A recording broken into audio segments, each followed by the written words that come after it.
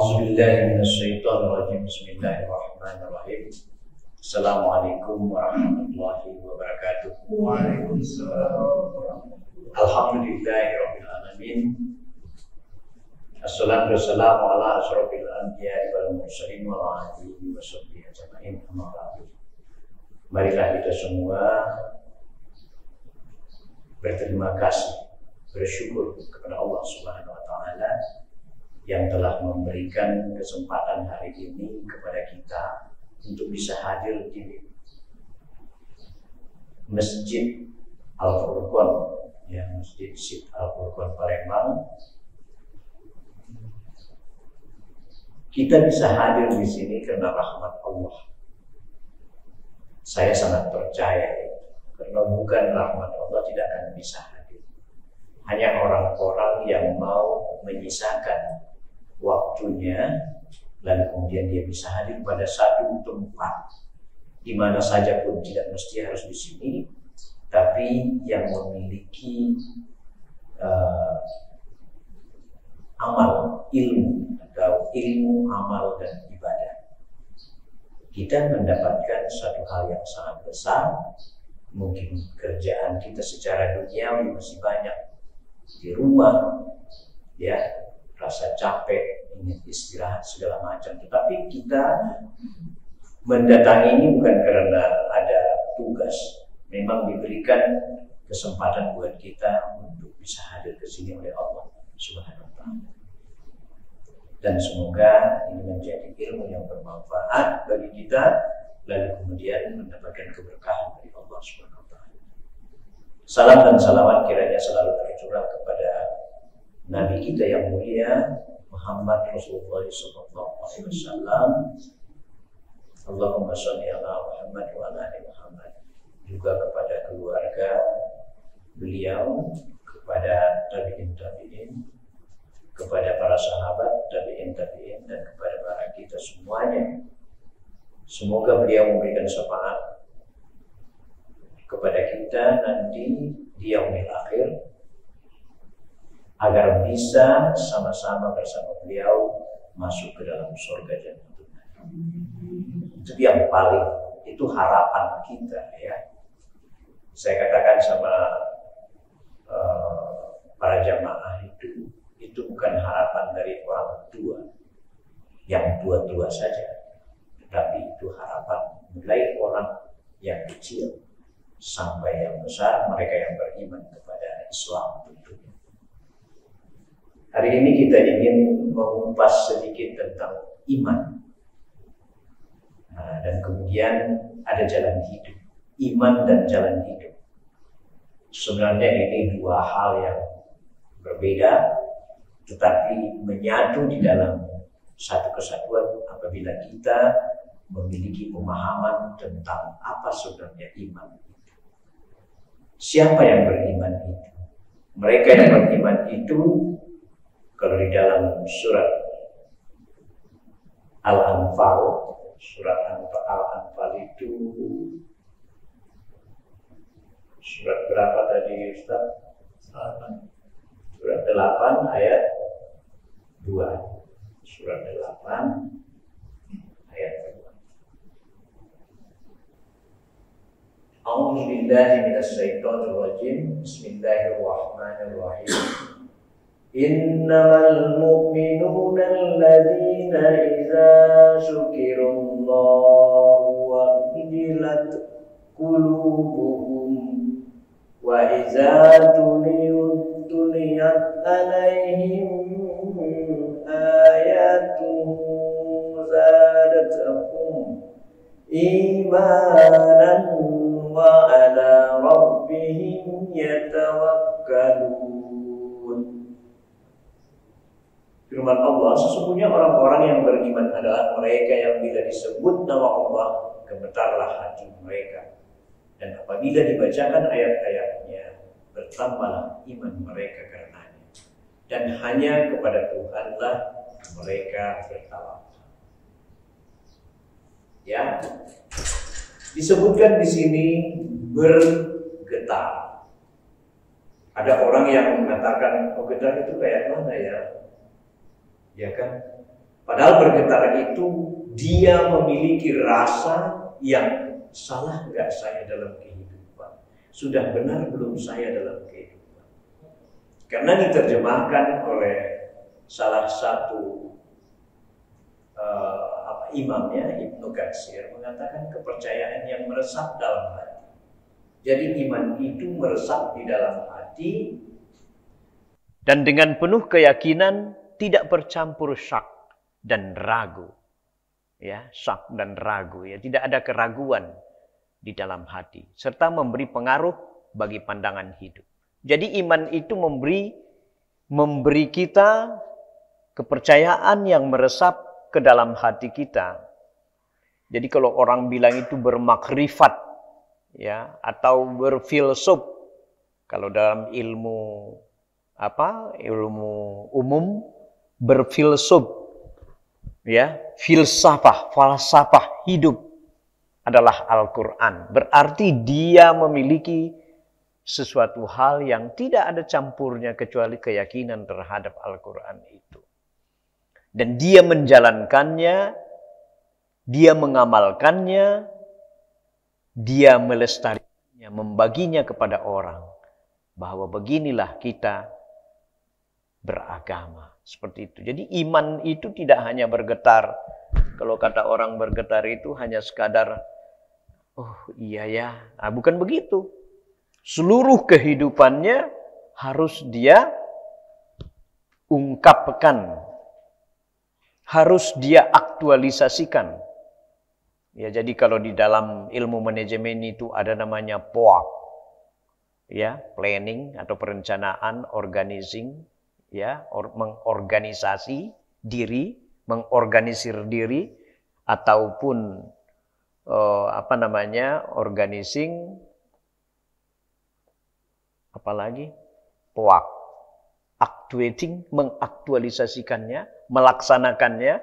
Jadi kalau kita mendapatkan ilmu harus dilaksanakan, kan kayak gitu ya. Dan mengontrol diri kita sejauh mana sebenarnya kita sudah melakukan kegiatan sehari. Saya tadi pagi, nah gitu kira-kira, mengkoreksi dirinya. Oh, saya pagi ini subuh.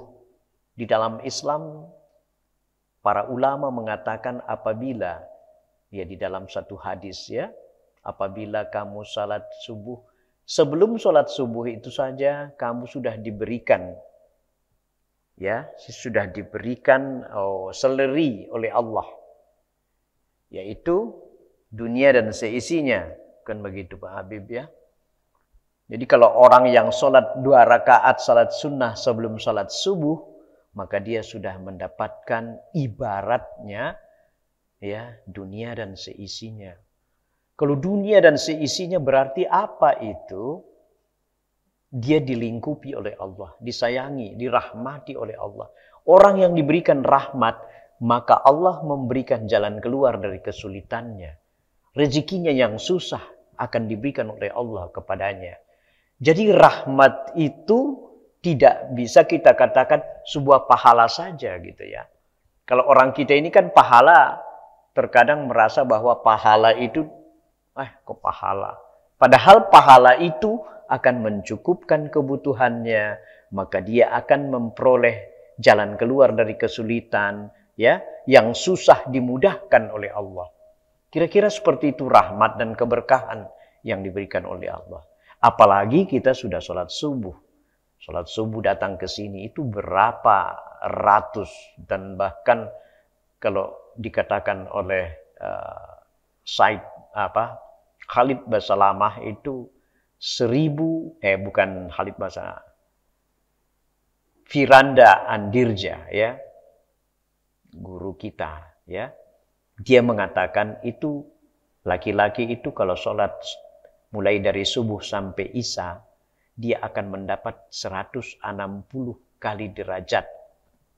Dikalikan kalau sholat subuh 2 rakaat ya, kemudian sholat zuhur 4 rakaat, sholat asar 4 rakaat, dan 3 rakaat maghrib 4 rakaat, itu dikali lagi. Jadi 360 sekian derajat dia mendapatkan. Ya. Nah, hal-hal seperti inilah sebenarnya keberimanan. Ya, tidak menggonjing orang. Kita belum tahu orang itu sudah menuduh orang. Nah, kayak gitu itu sebenarnya bagian daripada keberimanan. Jadi tidak meluluhkan lagi sedikit pun tentang pahala atau amal yang ada pada kita. Itu orang yang beriman. Ya. Lalu kemudian katakanlah kata Allah di dalam surat Al-An'am 162, katakanlah sesungguhnya salatku, ibadahku, hidupku dan matiku hanyalah untuk Allah. Harus seperti itu. Inilah iman. Inilah iman kita. Kita seringkali merasa apa sih iman itu? Karena kata Allah di ayat yang lain, ya, ini, ya, orang Badui itu, kalau kita baca ayatnya, ayat 49, 14,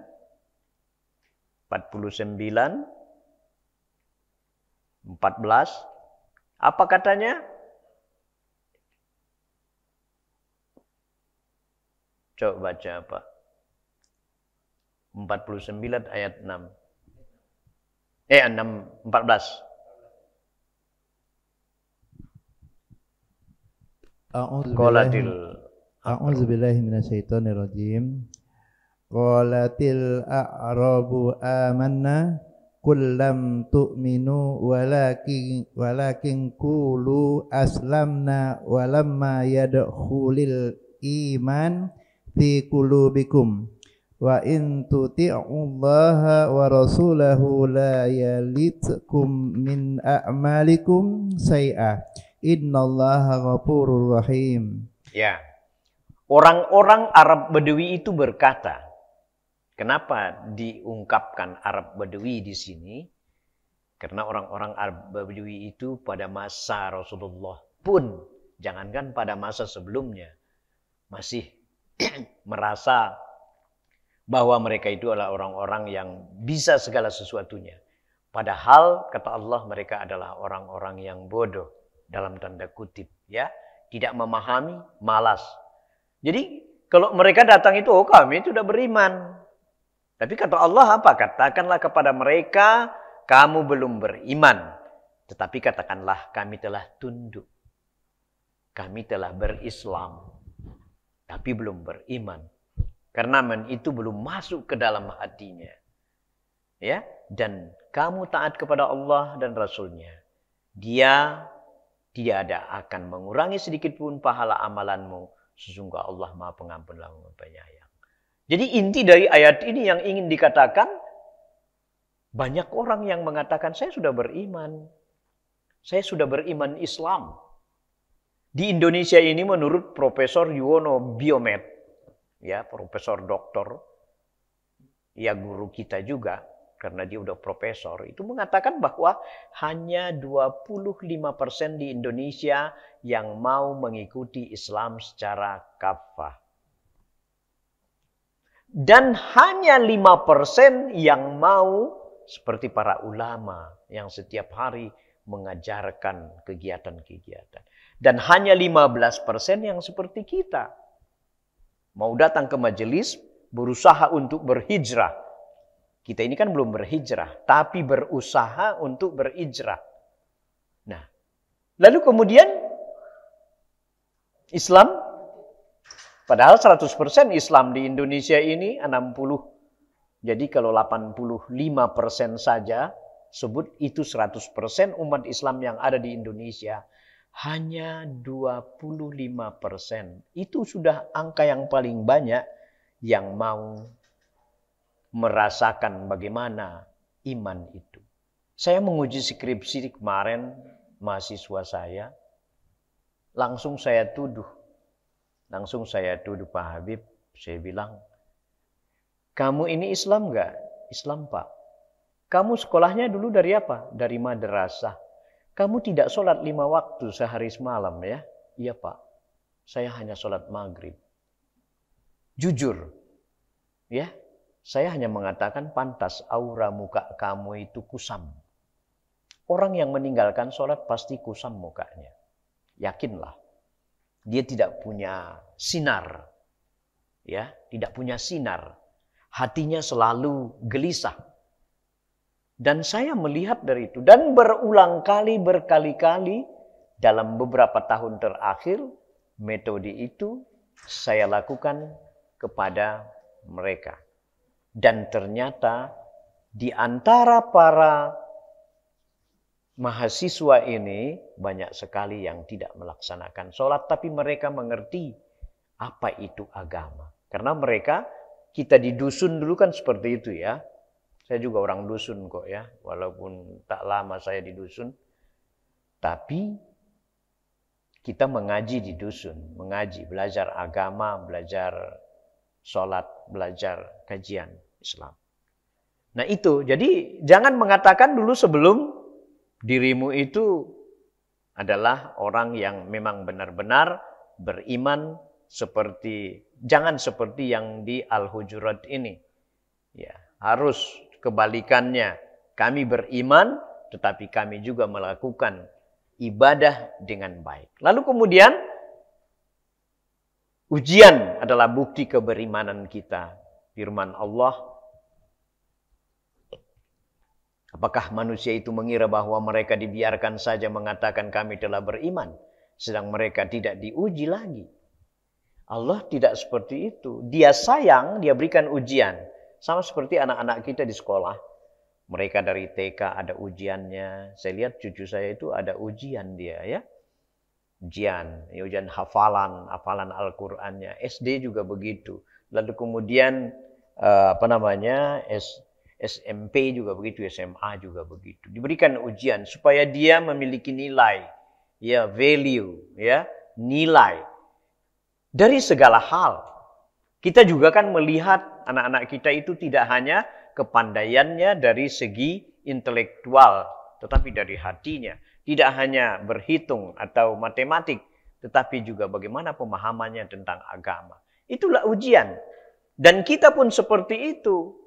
Dikatakan sebagai orang yang beriman, setelah kita mendapatkan ujian, kata Allah, kami telah beriman, sedang mereka tidak diuji. Itu hanya kata-kata, kata Allah. Itu kata-kata kamu saja.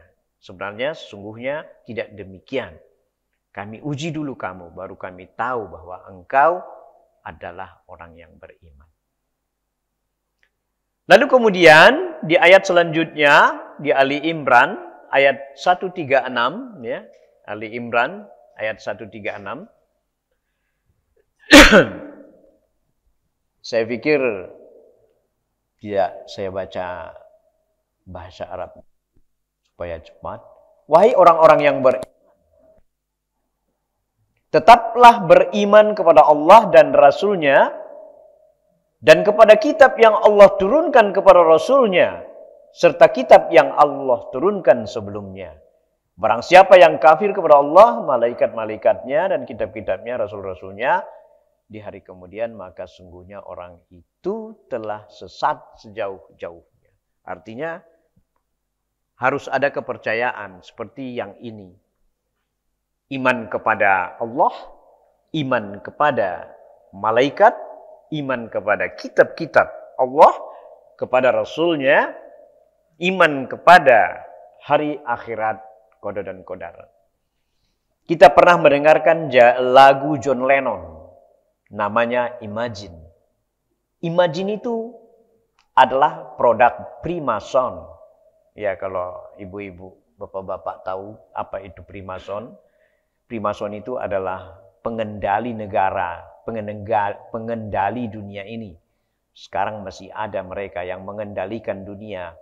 Ya, Amerika pun dikendalikan mereka, bukan Amerika yang mengendalikan dunia ini.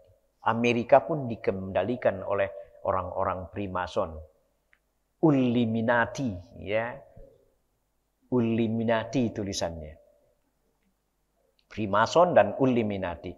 Mereka lah yang menciptakan bagaimana bola, ya. Pada maghrib, pada asar, itu hilang semuanya. Sholat daripada kaum muslimin ketika dia menonton bola. Ya, lifestyle, gaya hidup kita ditentukan oleh mereka. Dan mereka di Hollywood, Ya, kalau di search di Google itu, mereka di Hollywood itu bekerja untuk mentransformasikan, mengkomunikasikan bahasa Indonesianya, mentransformasikan adat istiadat atau kebiasaan, kebudayaan kepada kita. Sehingga kita terlena. Dan salah satu lagunya adalah Imagine, seandainya hidup ini tidak akan ada akhirnya, kan begitu ya. Hidup ini sebenarnya memang tidak ada akhirnya, kan begitu. Ya, John Lennon melakukannya, ya. Kita senang sekali sama John Lennon, tapi setelah dikupas oleh para ilmuwan, lagu itu adalah kaitannya dengan orang-orang yang mengendalikan. Dan bahkan Indonesia, para pemimpin kita pun ada yang berkata ketika berkampanye, apakah dunia ini akan ada lagi nanti? Apakah dunia ini tidak sampai di sini saja? Oh, itu berbahaya. Apalagi kita sebagai pendidik ya, sebagai orang yang mengendalikan ilmu pengetahuan, kalau itu sudah terkena kepada kita, maka kita akan hati-hati dengan itu. Tidak percaya dengan hari akhirat. Ini gugur iman kita apabila kita tidak percaya kepada akhirat. Ya. Jadi tidak serta-merta orang yang ngetop dulu, orang yang punya band, yang film, itu lantas adalah semacam hiburan saja. Sia-sia, alangkah sia-sianya Hollywood itu dibuat sebagai dapur untuk lifestyle beratus tahun untuk dunia ini. Tidak. Menggoyahkan iman, untuk tidak mempercayai hal-hal yang penting. Sholat hilang tuh kan. Kalau pergi ke Sriwijaya, itu sholat maghrib hilang tuh. Sholat maghrib tidak ada bisa dilakukan. Apakah ketika dari asar ke maghrib itu kita sholat di sana sambil menonton bola? 80-90% tidak melakukan itu. Kosong. Kan bisa kita buktikan. Betapa canggihnya ilmu pengetahuan mereka, lalu kemudian teknologi dan pemahaman. Nah, sebenarnya ini adalah sekolah atau tempat kajian kita adalah dapur ya untuk menciptakan orang-orang yang intelektual di dalam Islam. Tapi maukah kita berlama-lama? Karena kita selalu mengatakan lama-lama di kajian nanti rezeki hilang. Selalu saja persoalan ekonomi yang menakutkan kita ketika kita mendalami ilmu Islam. Padahal hanya ilmu Islam inilah yang dipertanyakan oleh Allah ketika kita masuk ke dalam surga, ketika kita masuk ke dalam neraka, atau sebelumnya pada yaumil hisab nanti. Bukan berapa gajimu sebulan. Apakah kau sudah memberikan makan anakmu? Bukan. Anakmu sudah kau berikan ilmu agama belum? Sehingga dia mengatakan ibu kepadamu. Kan di luar negeri tidak ibu, tidak bapak dia katakan. Hai Charles. Hai Johnny. Anak kepada ayah itu tidak beradab di dalam Islam. Oh, mereka beradab. Ya, secara ilmu mereka beradab. Secara globalisasi, ya, tak mesti harus saya katakan, Pak Chandra, hey Chandra. Saya akan katakan seperti itu. Indonesia, orang Melayu, dunia Islam adalah dunia Melayu, ya, tidak seperti itu. Dalam ilmu sosiologi itu ada adab, ada norma, ada etika, ada nilai, value, ada adat istiadat, ada religi, ada keagamaan ketika kita bergaul. Nah, ini keberimanan namanya kalau kita melaksanakannya. Maksud Allah di dalam ayat yang tadi, ya, ayat berapa? Ini Ayat Al-Hujurat itu. Jangan bodoh. Gambaran orang-orang bodoh itu ada pada orang-orang Badui dahulu. Sekarang keturunan Badui udah banyak, udah pada pintar-pintar. Bahkan kabarnya itu ada yang menjadi imam di Masjidil Haram. Ya nanti kita search di Google siapa orang keturunan Badui yang memang menjadi orang-orang intelektual. Dr. Aid Al-Qurni salah satu yang membuat buku La Tahzan. Jangan bersedih. Saya beratus kali membaca buku itu. Betapa besarnya pengaruh buku itu terhadap ilmu, terhadap hati kita. Untuk tidak bersedih. Kalau saya bersedih, saya baca buku itu. Memang seperti itu orang-orang intelektual. Orang intelektual itu yang datang ke kajian, yang masih mau menyisakan waktunya, pasti dia mengandalkan ilmu dari hatinya dan ilmu dari pemikirannya. Jadi seperti itu kita di dalam menjalani kehidupan. Tidak hanya sholat. Kalau sholat itu kita harus mengangkat tangan, kemudian baca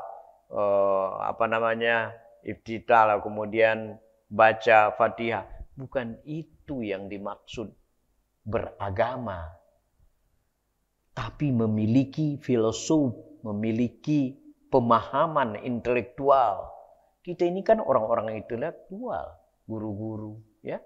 Orang-orang yang mengaji itu ada orang-orang intelektual. Menerapkan ilmu pun ada caranya, skill and art. Kalau ada guru di depan, ya, ini salah satu contoh ini bahwa dia beriman, melaksanakan kegiatan keberimanan. Kalau ada guru pintar, tapi mengomongkan kepada muridnya, "Hei, kau 3 kali 3 itu 9, tahu tak?" Itu bukan punya seni di dalam menyampaikan ilmunya. Padahal satu teori mengatakan skill and art, seni dalam menerapkan ilmu pengetahuan, keterampilan kita. Caranya bagaimana? Anakku, itu salah satu kan?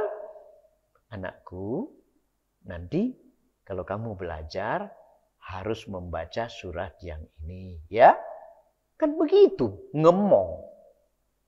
"Hei anakku, lakukan ini." Kaku. Tidak punya seni di dalam memberikan keberadaban kepada anak-anak. Anak-anak ini perlu kita buat menjadi orang yang beradab. Jadi seperti itu. Jangan kita semua. Karena kata Allah tadi semua iman itu ditunjukkan. Ujian. Ujian misalnya. Mungkin ekonomi kita tidak terlalu baik. Tidak apa-apa. Semua manusia ini berada pada siklus, ya, grafik yang memungkinkan bagi dia bisa menjalankan kehidupan. Pasti. Kita terlahir dari keluarga orang-orang kaya. Tapi pada pertengahan diuji oleh Allah. Ketika menikah belum punya rumah, ya, ngontrak rumah, lalu kemudian setelah itu tinggal sama mertua. Itu saya rasakan juga semua itu. Lalu kemudian baru mendapatkan rumah yang bagus. Wah, bisa beli motor, bisa beli mobil, bisa jalan ke Jakarta, kemana-mana, ke luar negeri. Lalu kemudian ketika pada usia pensiun, balik lagi. Ya. Jadi orang yang beriman, orang yang memiliki insting keimanan yang kuat, dia tidak goyah itu. Di dalam ujian itu tidak akan goyah. Satu lagi, yang jaga diri. Karena kata Allah, zikrullah. Dengan mengingat Allah, maka hatimu bergetar. Bergetar bukan kayak handphone yang bunyi. Bukan gitu. Hati yang bergetar itu, dia mengucapkan, Alhamdulillah ya Allah. Astaghfirullahaladzim, ya Allah ya Tuhanku. La haula wa la quwata illa billah. Tiada daya upaya ya Allah. Semua kau gerakkan kami ini menjemput rezeki. Semua harus begitu. Itu yang dikatakan dengan hal yang demikian. Jadi yang bergetar itu dia tunduk kepada aturan-aturan yang diberikan oleh Allah. Keberimanannya meningkat terus menerus. Karena saya rasakan juga ya. Pagi-pagi kita baca Al-Quran. Sholat laki-laki, sholat di masjid ya. Karena 27 derajat tadi. Saya sudah katakan, itu 27 kalau kali 5 waktu itu 160 sampai 360 sholat sunnah segala macam. Itu satu gunung Uhud itu tingginya. Dan kalau pahala itu ada rahmat. Kalau ada rahmat Allah cukupkan. Tadi saya sudah katakan Allah mencukupkan segala sesuatu kepada kita. Ada jalannya. Jalannya sulit diluruskan oleh Allah. Dulu bayangan kita gimana hidup ini nggak bisa. Sampai hari ini masih bisa kita. Wallahu a'lam. Kata Allah, jangan kamu menakutkan hari esokmu. Karena dia belum hadir pada dirimu. Kan seperti itu ya. Kenapa kita? Jadi jangan salah memilih jalan hidup. Ya kan kata Allah, hidup kita di dunia ini akan menentukan hidup kita di akhirat. Orang yang mengabaikan agama, ibu-ibu semuanya, bapak-bapak ya. Saat ini kalau di kampung itu agama sangat merosot. Tidak ada ustadz yang dipandang jika membuka majelis ilmu di masjid-masjid di desa-desa. Nggak ada yang datang. Hanya orang tua yang umur 50, 60, 70 sampai 100. Kalau di desa-desa itu kan ada yang 90, 100 umurnya. Saya sudah buktikan pada lebaran-lebaran lalu ketika saya pulang ke kampung. Tidak ada. Saya buka majelis di situ. Mereka bilang, dari mana pula tahu bangun ini cara beragama, mengajarkan agama. Mereka tidak tahu sekolah saya memang. Mereka tidak tahu bahwa saya sekolah, bahwa saya dosen. Ini nggak ada yang tahu. Karena saya tidak perlu mengatakan, oh saya ke kampung itu dengan bangga. Nggak penting. Karena tanpa itu Allah sudah memberikan segala sesuatunya kepada saya. Nah hal-hal itu. Artinya tidak bisa sembarangan menentukan makna hidup. Yang dipikirkan orang di kampung sekarang bagaimana harga getah, ya, harga karet, harga kopi. Dan mereka dari pagi sampai sore di hutan. Sedih, kasihan. Memang itu yang lahir. Tapi tidak sholat. Coba bayangkan tuh. Allah tidak menghargai orang-orang yang demikian. Untuk apa hidup ini? Coba rasakan itu. Sholat, zikir setiap hari. Baca Al-Quran, berbuat baik kepada orang. Di surat Al-Hijrah, kalian manusia ini harus berbuat baik atau bermanfaat bagi orang lain. Kalau tidak bermanfaat bagi orang lain, kita hanya seonggok daging yang ada tulang di situ. Nggak ada manfaatnya. Nah itu. Jadi hidup ini harus di-manage. Ya, ada perencanaan, ada organizing, ya, ada controlling, ada actualizing. Sama dengan ilmu manajemen. Udah direncanakan belum hidup itu untuk siang nanti apa yang harus dilakukan? Ya, mengajak mertua makan. Takut nggak punya uang. Padahal masih ada uang di tabungan. Hanya 100-200 ribu aja. Kenapa sih? Ajak mertuamu, ajak mamamu, ajak papamu, ajak adikmu makan. Setiap daging yang muncul dari makanan itu akan membawakan pahala yang sangat besar. Masya Allah. Kita berhitung. Anakku, kita tidak punya uang. Kita tidak usah makanlah hari ini ke brasserie atau ke mana saya warung. Padahal tidak seperti itu beranak, tidak bersitu berkeluarga. Ada waktu-waktu tertentu buat mereka yang membahagiakan mereka. Dan yakin Allah akan menggantikan itu. Saya kan kehidupan saya dulu itu wartawan, lalu kemudian dosen ya. Selama 36 tahun sampai sekarang saya jalani yang dua itu. Kalau dosen itu kan cuma sekali dalam satu pekan ya. 3 mata kuliah, hari Sabtu, libur juga di sini bisa saya lakukan kan kayak gitu. Di UIN juga paling 2 mata kuliah. Sekali seminggu 1,5 jam selesai. Untuk apa itu? Ada ustadz kita yang sudah pintar, dia tidak mau mengajar Al-Quran di tempat-tempat orang. Padahal harusnya dia harus pergi ke sana. Itulah yang namanya menjemput rezeki.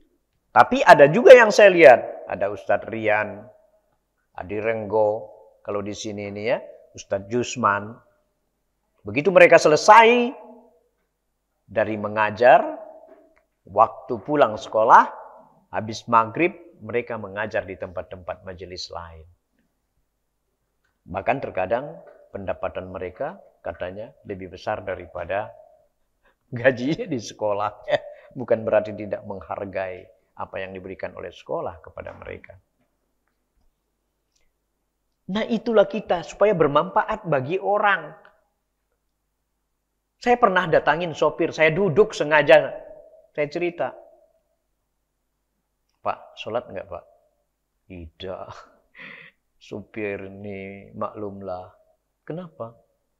Ya terkadang kita lewat, baru nak sholat lah, ada pula orang lain.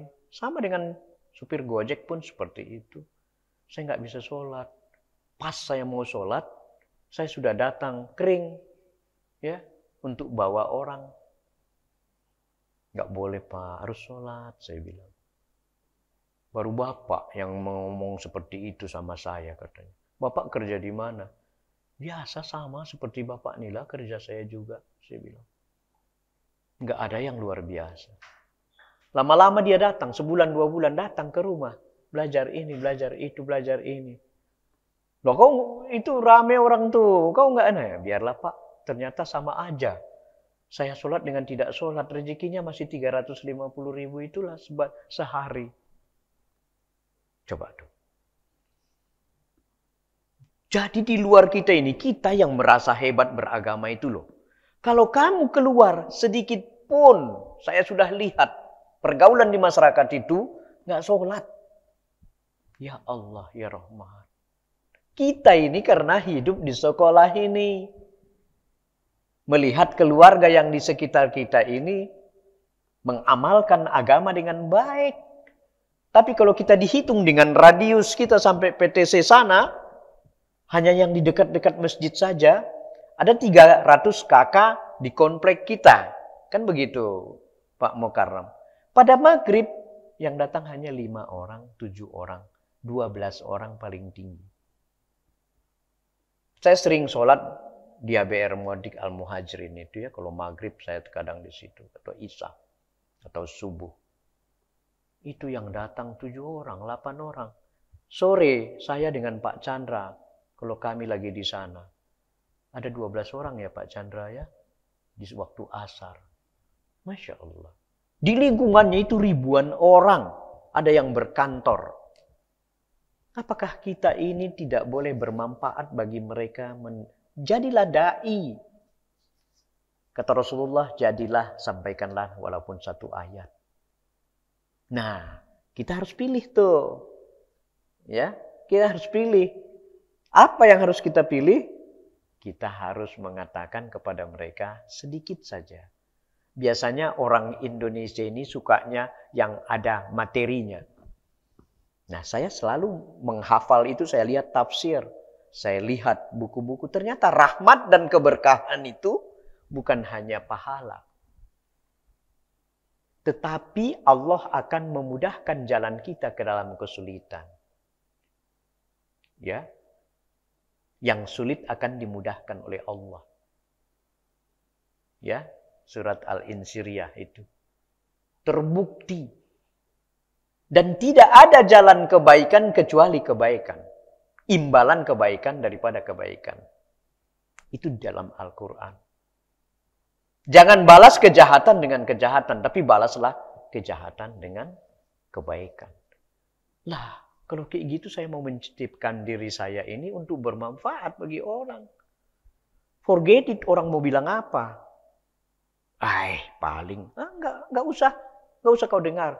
Karena begitu orang mengatakan itu kepada saya dapat pahala dia. Dosa saya pindah ke dia. Itu hadisnya jelas. Orang yang mengomongi orang hanya dalam hatinya. Aku paling enggak suka dengan Pak Habib itu. Atau Pak Chandra itu. Pahala saya ini pindah ke mereka semuanya. Dosa mereka pindah ke saya. Itu ada hadisnya. Bahkan dalam Al-Quran, apakah kau mau memakan daging saudaramu yang busuk? Itu adalah gambaran-gambaran. Jadi memilih hidup ini jangan salah pilih. Ya, Imam Ghazali mengatakan jangan salah memilih jalan hidup. Kata Imam Ghazali. Imam Ghazali ini adalah seorang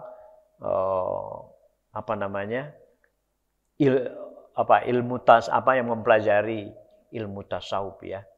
Bukunya Ihya Ulumuddin ya. Saya membaca buku itu berulang-ulang, Masya Allah. Hati itu makin mampu untuk menerjemahkan hidup. Apa salahnya kita lewat. Assalamualaikum. Kita lewat, apa kabar Bu, apa kabar Pak. Yang tak boleh itu berpandang-pandangan dengan wanita. Kalau mengemukakan Bunda, langsung lewat, itu tidak apa-apa. Ustadz, tidak apa-apa. Yang berkecengkrama yang tak boleh itu di dalam dunia Islam ini kan. Ngopi-ngopi dengan wanita. Ya, kita sudah menjadi suami orang. Ngopi-ngopi dengan wanita gadis. Dengan istri orang. Itu yang tak boleh. Kecuali istri kita melok. Atau ramai mereka. 10 orang, kita ada 3 orang. Tak masalah. Karena tidak akan mungkin terjadi. Tapi pandangan pun harus dijaga. Begitu dalam kehidupan itu. Yaitu Al-Ghazali itu, Imam Al-Ghazali itu selalu mengatakan hati-hati sekali jaga hatimu. Jaga jiwamu. Ya. Makanya kata Allah itu, kembalilah kepada Al-Quran seperti surat An-Nur 46 itu. Ini adalah pedoman. Pedoman hidup. Fikih. Fikih itu apa? Hukum-hukum. Pembelajaran kegiatan apa yang kita lakukan sehari-hari. Bersumber dari Al-Quran. Dan hadis tentunya. Hadis itu sebenarnya Al-Quran.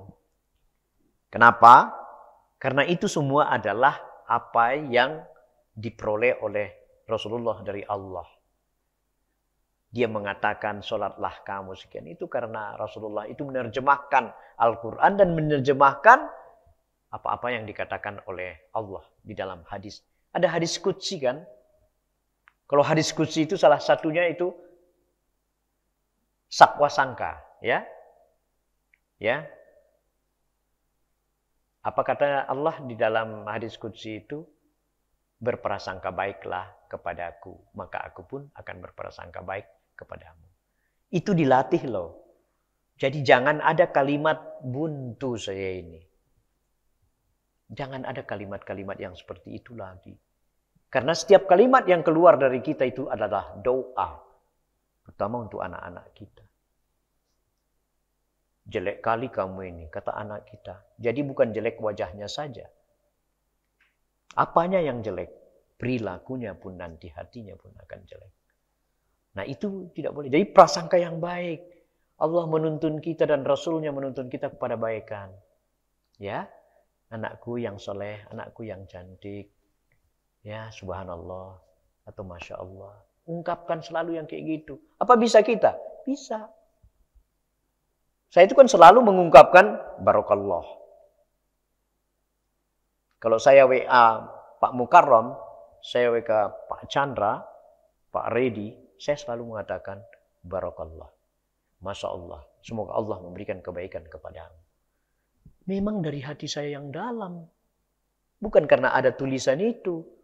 Tulisan itu membantu saya untuk tidak mengetik lagi. Itu aja. Saya balik. Untuk apa itu? Saya mendoakan dia. Masya Allah. Karena setiap doa kita yang baik kembali kepada kita. Saya doakan pada Bunda Nisantsimma luas rezekinya, hidupnya tenang bersama keluarga. Kembali kepada aku. Ya kan? Jadikanlah pedoman. Ya. Lalu kemudian maknai tujuan hidup. Orang beriman itu tahu. Surat Adz-Dzariyat ini orang tahu udah semua ini. Kalau di majelis kita inilah bosan. Tapi kita sudah lakukan belum? Kata Allah, aku tidak menciptakan jin dan manusia melainkan supaya mereka mengabdi padaku. Ya, beribadah. Mengabdi itu beribadah. Tetapi kita seringkali masih mengabdi kepada orang. Yang tak boleh itu mengabdi kepada orang itu ya, semua, seluruh kehidupan kita gantungkan ke orang. Itu yang tak boleh tuh. Kalau berbuat baik boleh. Saya kepada Pak Mukarram berbaik-baik. Boleh. Bukan ingin berharap supaya nanti Pak Mukarram memberikan saya satu tempat di majelis atau satu tempat di sekolah atau supaya dia mengagumi saya. Jauh dari itu. Karena dia akan lebih baik lagi nanti membalas saya. Pak Ustadz, itu di komplek kita nanti ada kajian. Nanti Ustadz bisa nggak untuk memberikan kajian di sana? Oh, saya dengarkan di sana tadi teman saya minta tolong. Karena hubungan saya dengan dia adalah hubungan jiwa. Ya, keberimanan. Hubungan Allah. Jadi bukan lagi kepentingan-kepentingan sesaat. Supaya. Nggak ada itu. Allah. Tapi berbuat baik kepada orang lain itu wajib. Menyalam. Salam sambil berpelukan dengan Pak Chandra saya. Pak Habib. Itu karena Allah. Jadi ciptakan. Ini latih diri ini karena Allah. Orang pasti melihatnya itu. Ada maksud Pak bangun tuh. Latih itu untuk itu. Karena setiap hari kita belajar agama. Dan Al-Quran mencontohkan itu. Kenapa kita di sini? Kenapa kita bukan di Masjid Agung? Itu sudah karena kehendak Allah. Kenapa jodoh saya si Anu ya? Itu takdir saya. Tidak bisa saya menolak takdir yang sudah terjadi. Sebelum terjadi, bisa. Ya kan kayak gitu ya. Qada dan qadar itu bisa dirubah dengan doa, dengan intelektualitas kita untuk tidak menjalankan sesuatu hal. Dahsyat loh kalau Allah sudah mengatakan kalau kamu tidak baik sama saudaramu itu, aku kasih pahalamu sama dia, dosanya aku kasih kepadamu. Itu hadis Rasulullah. Jadi keburukan-keburukan yang ada di orang itu pindah ke kita. Nah, itu yang bahaya. Kita harus camkan yang itu ya. Hidup itu adalah pilihan. Ya, di surat Al-Qasas surat 28:77 kata Ibnu Abbas dikutip Ibnu Katsir, berbuat baik kepada makhluk Allah.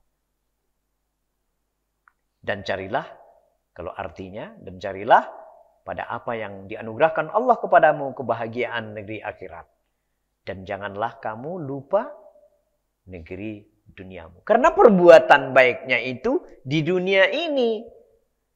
Jangan nantilah itu setelah saya tua, setelah nantilah. Nggak boleh.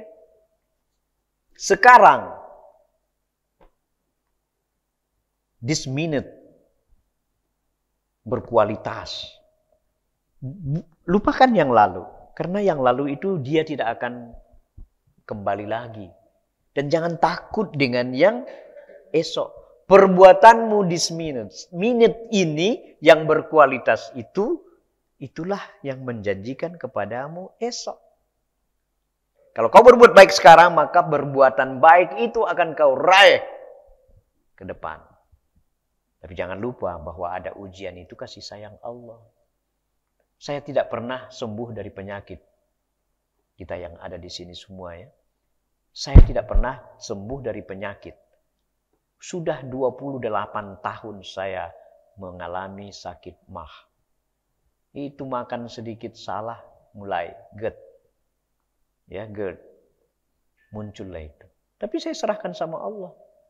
Ya Allah, gimana ini saya mau beribadah? Saya mau sholat malam ini. 3:30 saja ya Allah.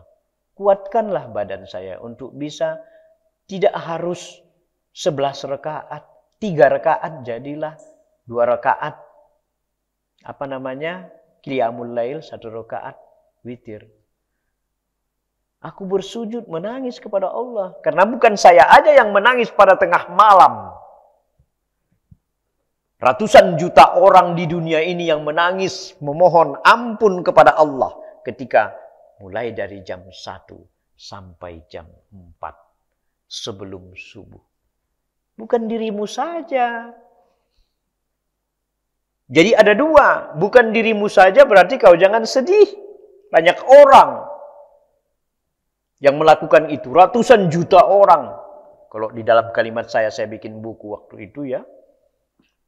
Al-Quran pedoman bersama Pak Julia Rasid itu. Jutaan orang mengaduh kepada Allah ketika tengah malam. Untuk mengadukan nasibnya. Agar nasibnya berubah kepada kebaikan. Jutaan orang. Bukan kita. Kita merasa bahwa diri kita aja yang mengaduh kepada Allah. Jutaan orang. Setiap malam mereka berlomba-lomba untuk berdoa kepada Allah. Tolong ya Allah. Hilangkan semua penderitaan ini ya Allah. Mengaduh, menangis. Nah itu kita. Ini ummatan wasaton itu. Umat yang terbaik itu. Lah saya ini pernah nakal dulu kan. Dunia liberal itu sudah lah ya Allah. Kalau diingat masa-masa lalu kita. Sampai usia 40 tahun masih bergelimang dosa.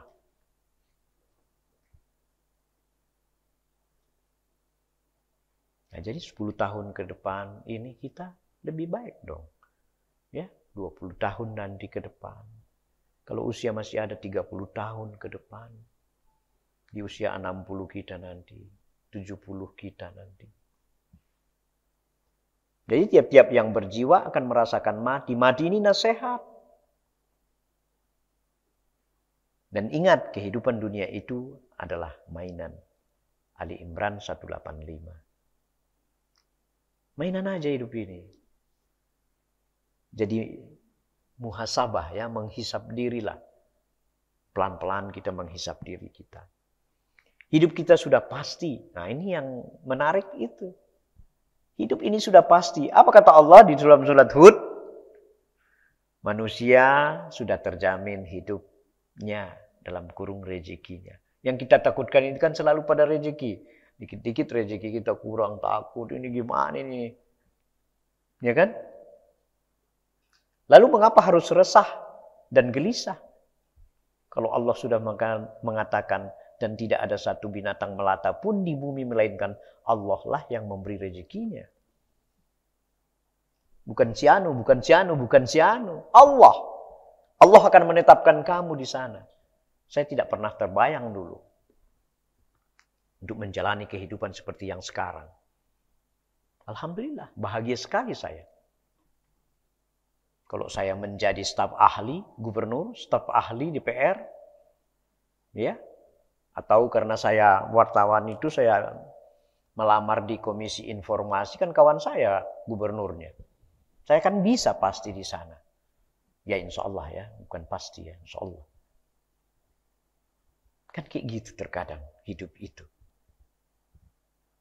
Tapi Allah memberikan jalan, kita membimbing hati kita untuk kebaikan. Disinilah jalan hidup kita. Allah telah membimbingnya di sini. Supaya apa? Supaya tidak dekat lagi dengan dosa. Ya, tidak lebay. Kita ini terkadang sangat lebay. Selfie sendiri, kirim. Selfie sendiri itu mengagumi dirimu sendiri. Masya Allah. Kata Syekh yang dari Arab itu, dia berdoa, ya Allah ya Tuhanku, saya sekarang sedang berada di, foto dulu saya depan Ka'bah. Padahal dia tidak berdoa, dia hanya ingin berfoto, kata orang itu. Jadi banyak hal-hal yang terkadang di dunia medsos pun tidak sesuai dengan amalnya. Kalau menyampaikan dakwah, tulisan, wajahmu kau tampangkan, kau bikin tulisan di situ, boleh. Para ulama membolehkan itu. Atau berdakwah secara lisan. Ada fotonya, tidak apa. Tapi kalau lagi makan durian, itu yang sangat dibenci. Mengagumi diri sendiri. Makan bersama keluarga.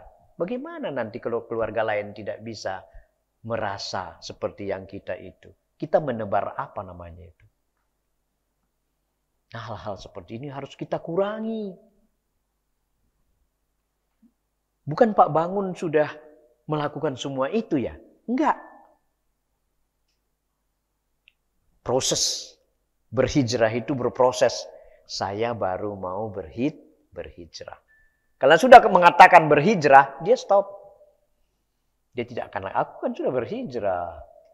Aku sudah pintar beragama. Aku sudah hebat. Coba berikan saya kesempatan. Saya akan memberikan ceramah. Saya hebat. Padahal nggak begitu. Berhijrah itu memperbaiki diri sendiri. Ya, tuntunan Allah. Ya. Dan jangan, ini enak sekali. Jangan ragu kamu. Ya. At-Talaq itu dikatakan oleh Allah, surat 65, ya, ayat 3, dan memberinya rezeki dari arah yang tiada disangka-sangka. Kemarin saya dikirimi oleh adik saya uang. Inilah, ayah saya kemarin itu memberikan uang kepada saya tidak tahu, dan tidak pernah tahu. Ibu saya mengirimkan sesuatu hal yang sangat bermanfaat bagi keluarga saya. Mana ada itu tercatat dalam pikiran kita. Allah mengatakan di surat Al-Talaq, saya memberikan rezeki yang kamu tidak duga-duga. Dan pasti ada di dalam kehidupan kita ini yang seperti itu. Jadi berbahagialah kita. Jadi takwa. Takwa itu yang saya katakan tadi itu tuh takwa semua itu. Melaksanakan apa saja perintah Allah. Tinggalkan itu. Berbuat baik kepada istri. Ya laki-laki ya. Berbuat baik kepada istri. Emang nggak boleh ya membuat minum sama istri. Oh, pahalanya berlipat ganda. Walaupun itu kewajiban dia kepada kita untuk membuat minuman. Ya, kalau istri 5 menit suamimu datang dari luar, jangan berkata apa-apa. Ya Pak, sibuk. Setelah dia bicara, baru this is skill and art. Itulah seni di dalam mengelola rumah tangga. Dari mana kita dapat? Membaca. Membaca buku, membaca kitab, membaca buku-buku umum, psikologi. Itulah bisa kita menjalankan kehidupan. Rasulullah saja ya menyulam bajunya yang sobek. Lalu laki-laki apa kerjanya? Jangan CD-mu kau cucikan sama orang, kau sendiri yang mencucinya sepanjang masih mampu. Tahu CD? Ya. Saya katakan CD aja lah yang bagian dalam-dalam kita. Cuci sendiri, wahai lanang.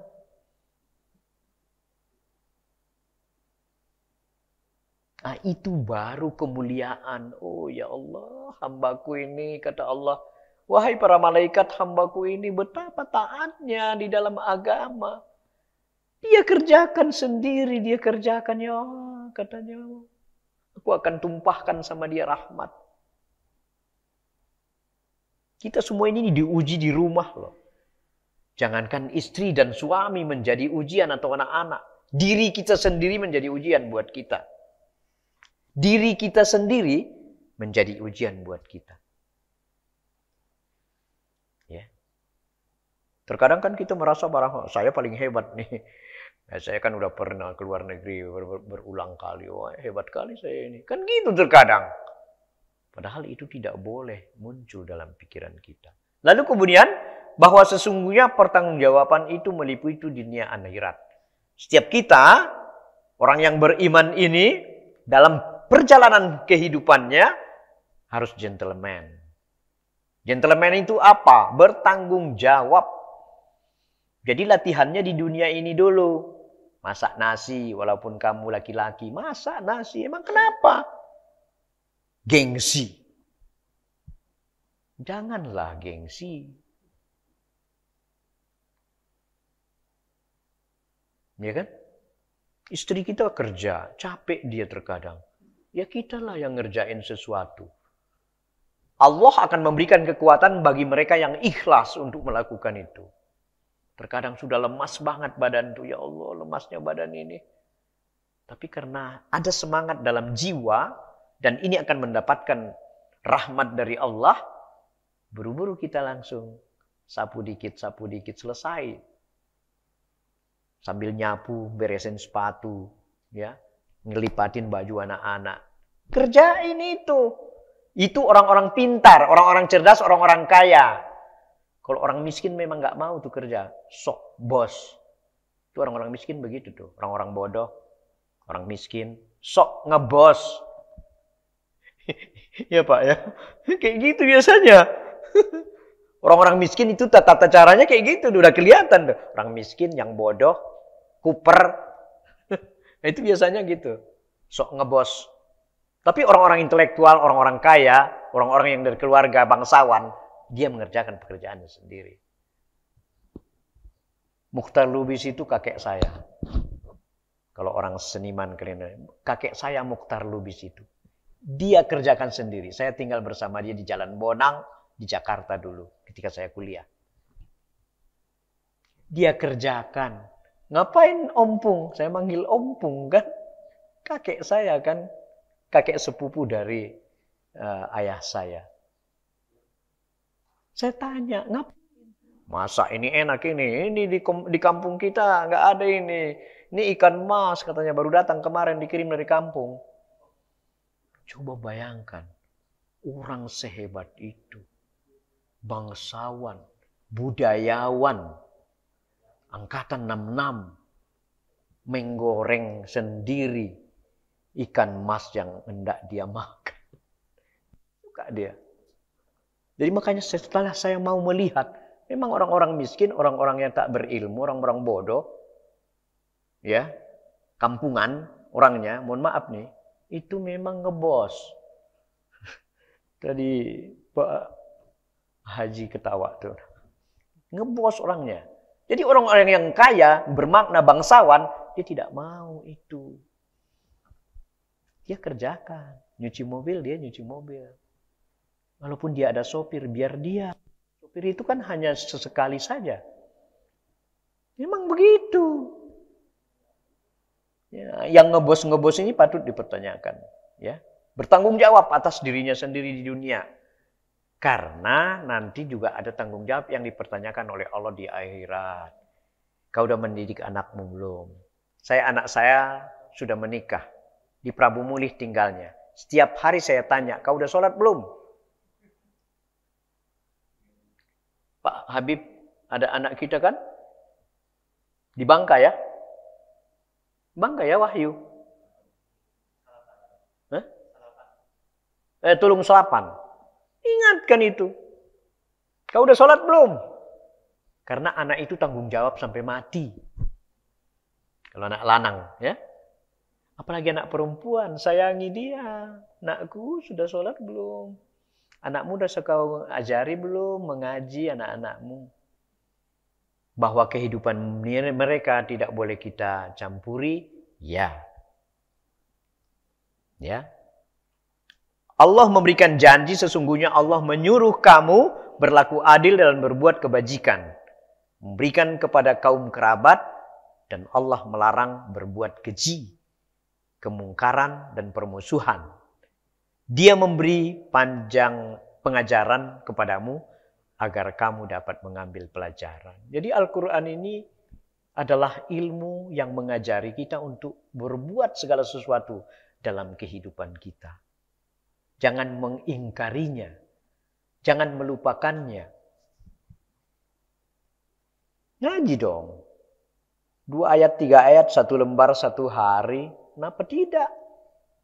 Bagaimana mau dapat rezeki yang besar, ngaji aja nggak mau. Kan kayak gitu. Berbuat baik kepada orang lain nggak mau. Kan kayak gitu. Sikap baik mengakui kesalahan. Ya. Beginilah sikap orang yang berperilaku baik. Sesungguhnya orang-orang yang bertakwa bila mereka ditimpa was-was dari syaitan, mereka ingat kepada Allah, maka ketika itu juga mereka melihat kesalahan-kesalahan.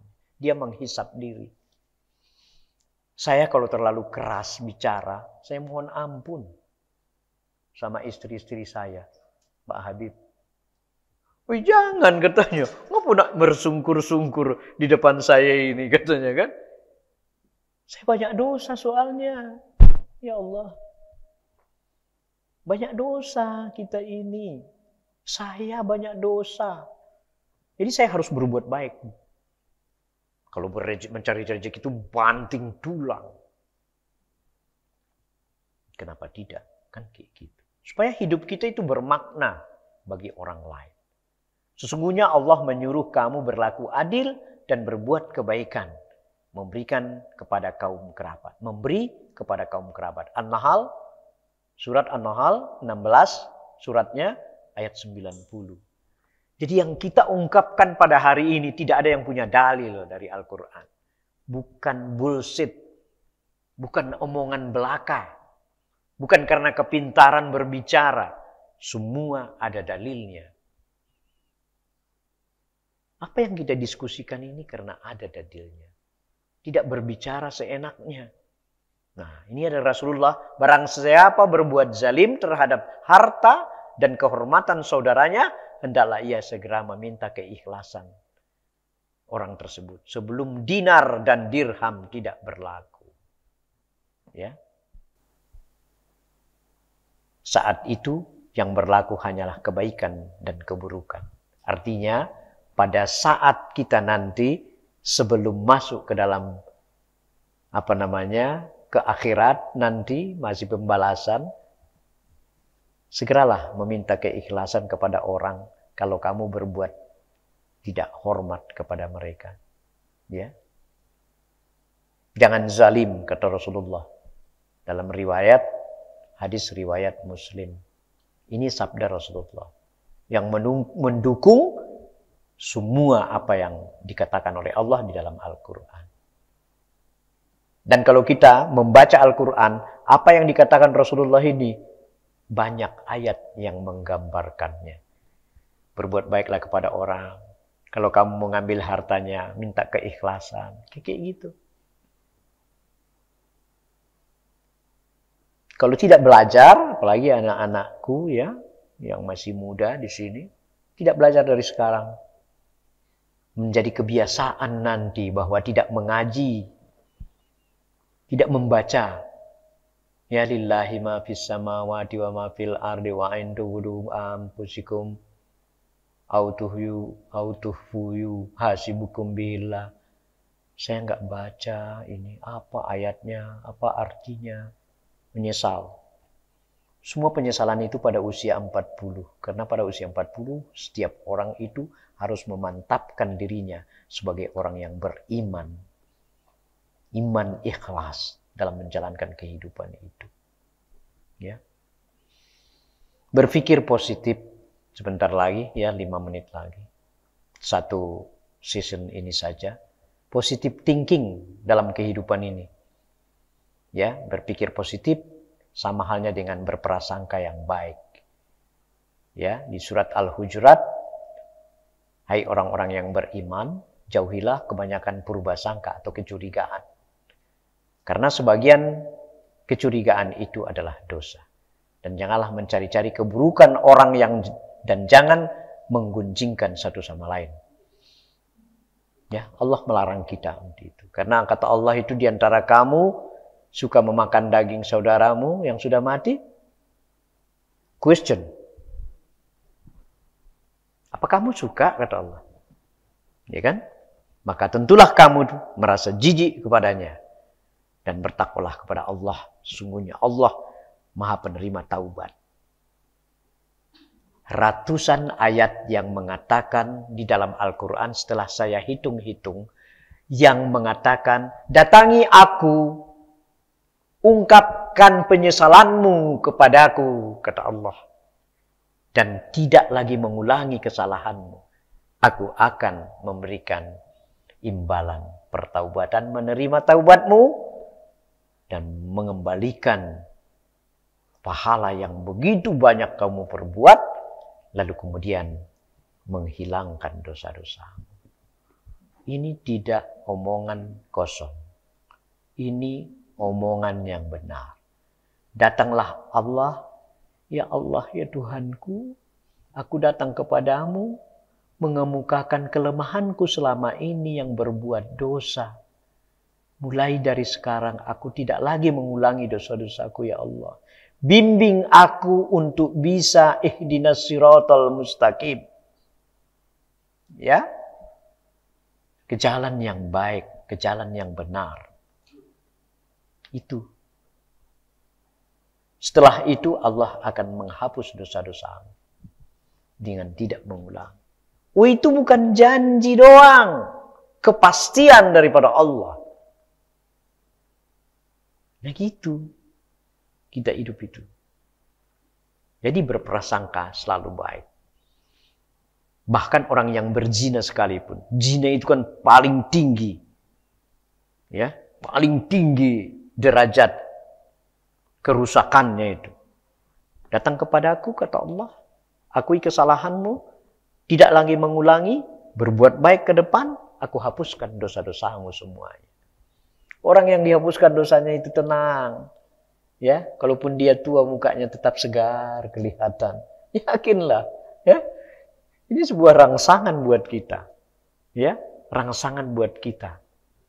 Agar kita tetap beriman dengan kuat, dengan kokoh. Mungkin itu dulu yang dapat saya sampaikan pada hari ini.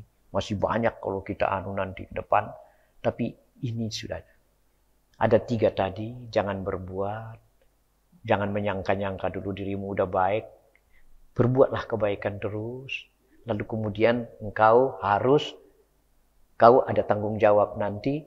Lalu kemudian jangan pesimis. Allah telah menjaminmu di dunia ini dengan segala sesuatu dan positive thinking. Hari akhirat pun ya Allah, aku yakin aku akan menemuimu di surga Jannatun Naim.